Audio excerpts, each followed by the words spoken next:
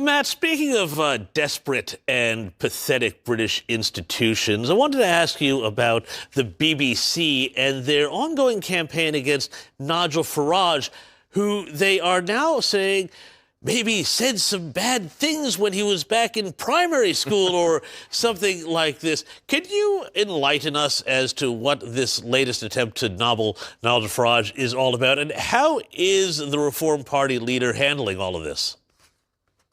Well, the first thing to say is Nigel Farage and the Reform Party are #1 in the national polls. They're on about 31, 32%. So as things stand, Nigel Farage is going to be the next Prime Minister of the United Kingdom. Now, obviously, what that has generated is a very hysterical, fanatical response from people within the BBC and elsewhere who are going back to alleged statements that Nigel Farage may or may not have said when he was at school, when he was a child.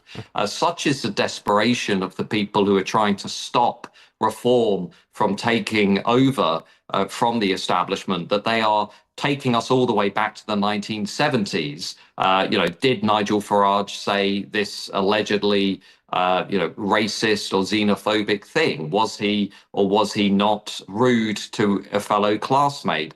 And, fundamentally what this is about is a ruling class that is taking us back 50 years because it doesn't really want to have to answer the questions that Nigel Farage is asking about the state of Britain today. Like, why do we have open borders? Why is immigration out of control? Building on what Rita has just said, why do we have the highest industrial electricity prices in much of the Western world because of net zero madness? These are the things we should be debating, not what Nigel Farage said in 1974.